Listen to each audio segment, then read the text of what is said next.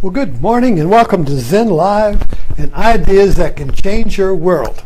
I'm so pumped up and ready to go because last night we watched Wonder Woman at our Friday night movie. And I just love a good movie that has depth to it. And so we're going to talk about Wonder Woman, not because, and I come excited to this, I just realized while I was getting my coffee, good, I remembered to turn on the timer. I just remembered while I was getting my coffee why I'm pumped up and excited to come here. It's not because I have something to teach you. It's not because I have something to chat about. It's because I have something to discover. So I come to these talks to discover something. And that's kind of odd right there because you discover what you don't know. So, as you know, because I look at movies as metaphors, I look at movies as movies to wake up by. I look at good movies. I look at movies to wake up by, stories to wake up by. Wake up from what? Well, that's the discovery. When you wake up, you discover you're awake. Whoa, wonder. So Wonder Woman. So the title of this talk is The Zen of Wonder Woman. Now Zen is a discovery. It's all based on having a satori. What's a satori? Eureka, I see it. Eureka, I see the whole picture. Not just half the picture. Not just a shade. I see the whole thing in one glimpse, in one grasp. I see the whole. This is the teaching of Krishnamurti. You can't gradually wake up. You can't incrementally wake up. You can't incrementally grasp the truth. Truth comes as a whole. Boom. And then you work it out. So truth comes as discovery is an inception. And then you work out the discovery and fill it out and fill in the blanks and fill out the details and flesh it out. You give it flesh, you see. But first, there's a wonder. There's a whole in one seed. Like this cotton ball, this one seed holds all the cotton and all the clothes that are made from cotton. My little Tommy shirts here are made from cotton. So these seeds, one truth can create a world that goes on and on and on, you see. So let's look at Wonder Woman. Let's explore this. Now I know it's apparently a huge summer box office hit, and I can see why. It's directed by women, and it doesn't devolve into. There's a lot of violence in it. Now Wonder Woman is exercising her skills, but also, and there's a little bit suggestion of sex, but it doesn't evolve into a bunch of naked bodies rolling around. And so it's like the old time movies where the scene ends with the kiss and then you imagine what happens. You don't have to go into realistic details of moaning and groaning and sweating. Not that there's anything wrong with that, it's just that it was refreshing that the movie did not plop that into the middle of it. It carried out the wonder theme. So what are the basic assumptions or themes of Wonder Woman? I'm getting a nose drip here. Excuse me, I'm going to blow my nose. Wonder Woman goes back. I mean, it's an old X-Men thing, and it ties into the whole theme of the X-Men and the superheroes. So first, let's talk. We've been talking about. Yesterday was 1968. And we talked about Vietnam, and I've been talking about dropping out of culture. Whoa, now Wonder Woman is dropping out of culture. So you got this woman, Amazon, okay, and they are out of culture. They live on an island. They're gods, goddesses. They seem in a timeless place, and they're not corrupted by human culture. And yet they seem, their destiny, their purpose is to save it. Because human culture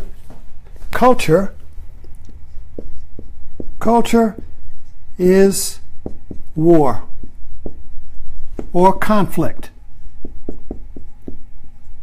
Okay, war is extreme conflict, but conflict is everywhere in our culture. Conflict between me and my wife, conflict between me and the dog, conflict between me and me, conflict between getting a ticket. You know, all of these little things, these irritations, these rubs that feel like the world is doing something to me.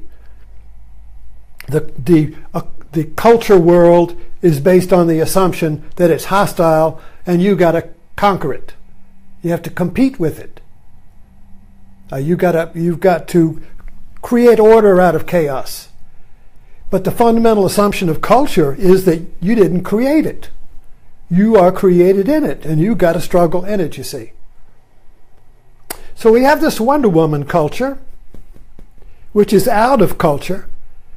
And then, of course, you know, the story is that, and I thought it was World War II before, but I think maybe you get into that. But right now, it starts with World War I. So a pilot flops into the Amazon's out-of-culture world, and Diana,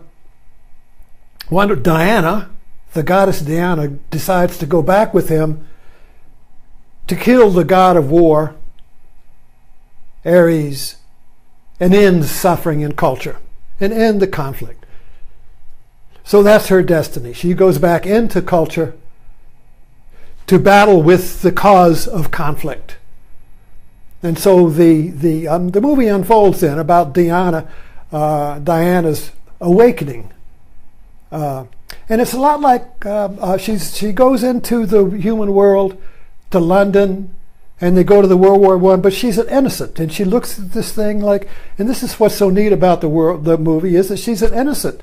Her heart is completely innocent, and she just looks at this and questions it, and she looks at the corsets of the day, and the woman says, oh, you have to make that, you have to wear these. She thought it was armor. Well, you have to wear this to make your waist small. Why do you want to do that? Now, so she's kind of like an innocent. And yet at the same time, she has powers to be discovered. So in this movie, she's really discovering her powers as she gets into these deeper and deeper conflicts. So she's on a path of discovery, to discover her own wonder. And the other element, so we're looking at several, I'm just exploring the different assumptions and the layers of it. And first of all, that this, the Amazons are and then you get into gender, women versus men. So the view of the Amazons was, men, what good are they? You see, all they want to do is fight. You know, so you have these two layers here. You have the Amazons' view of culture. They are not encultured. You see, they are prior to. Okay, PR.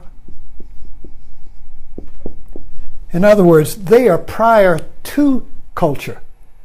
So now here's where we have to shift our view from cultural view. Now, culture views everything, and we are culture. We view reality as linear, past, future.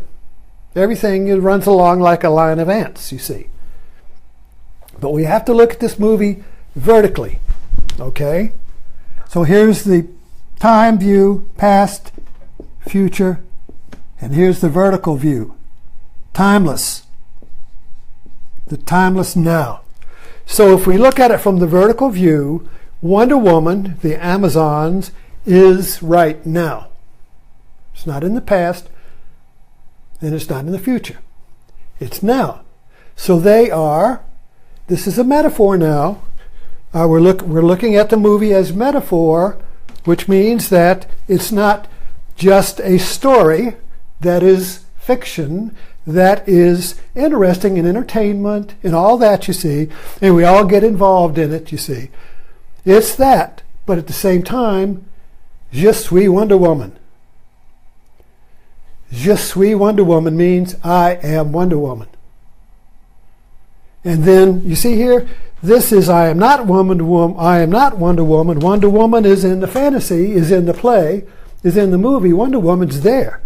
But the vertical view says, I, je suis Wonder Woman. And this doesn't mean male or female. This is Wonder Woman from the now is not divided into male and female. So, je suis Wonder Woman is the depth view. So now I want to explore from that view what Wonder Woman it means to me. In other words, if I am Wonder Woman and Wonder Woman is me, then what is it about Wonder Woman that I am that I'm not recognizing? What is it about Wonder Woman that I don't see, that I only see horizontally as a play? You see? So this movie and reality are both seen from culture in time. You go see it, it takes 2.5 hours, it's there now, you've seen it, it's in memory, maybe I'll watch it again, but it's all happening like that, you see. But the Je suis Wonder Woman is always now. So you are always Wonder Woman. But we don't see it. Why? Because we're acculturated. Because our minds are in culture. And culture only sees things externally. You see, culture conditions us to see the world as external. So Wonder Woman is external as a fiction. Or you go see somebody who has superpower strengths, like in a circus. Or on YouTube, where somebody does these feats that, my God, they're Wonder Woman. You see athletes doing things, you see kids doing things on skateboards. All times YouTube is showing off Wonder Woman, and we love it. How did they do that? These extraordinary feats. So you got these powers of Wonder Woman that are not unlike the powers of martial arts, the powers of Zen, the powers of somebody who's in the zone, and they lift the car to get the baby out. And say, how did you? I don't know. I just lifted it. Firewalkers, people who go to ritual firewalking. This is well documented. They drop into the Amazon state of mind, and they walk across fire with hot coals that will melt aluminum. They walk across it, and their feet are not burned. So people drop into the Amazon. People drop in and drop out. Or drop out and then drop back in and say, I don't know what happened. I just did it. I don't know. I just did it. You see, in sports it's called in the zone. In art, it's called art. I don't know how I created that. I just did it. Raise your arm. Do you know how you did it? I don't know how I did it. I just did it. So this idea of just doing it, we get a little clue here. Wonder Woman just does it. There is no doubt in Wonder Woman's mind. No conflict or no ambiguity. D-O-U-B-T. Ambiguity, my favorite word. Okay? Conflict in culture is created by doubt and ambiguity. Chaos. I've got to control it. Who's creating my chaos? They're creating the chaos. I got to control it. War. So war is the outproduct of trying to control ambiguity. And so we live in this culturated mind that is constantly divided against itself. In Wonder Woman, there's no division. In the Amazon, and I'm speaking now not of the jungle, but the Amazon as a state of being. Okay, so Wonder Woman, Je suis Wonder Woman, is a state of being that is now. You are that state of being. However, we're separated from it, lost from it, can't find it because we're living in a horizontal flat world of culture. So we know Wonder Woman exists. We know the Amazon exists. We know this state of being that exists where you just do it. But we can't find it now, so it's in the future. So we got to get to it. So now I got to do yoga and Zen, and I got to do meditation and all these self-help things, and I got to go to therapy, and I got to do all these things in order to get to now in the future, in order to get to Amazon in the future. Because I know this place exists. I know this. Now, again, I'm not talking about the mythical island. I'm talking, that's back here in culture. I'm talking about the mythical state of being that we are, that is prior to the acculturated layer of a hostile world. The assumption that the world is hostile and that I have to control it is the assumption of culture. And we're conditioned to believe that when we're born into it, you see. We're born into culture, and we believe the assumptions of culture and identify with those assumptions, then take on an ego, which is a little culture within a big culture, and whatever we do then maintains the culture. And if we try to drop out, we may drop out for an insight, we may drop out for an artwork, we may drop into the zone where suddenly we're just doing something, we're just doing it and we don't know how. But then we go back into our personality, we go back into our culture, and we're depressed.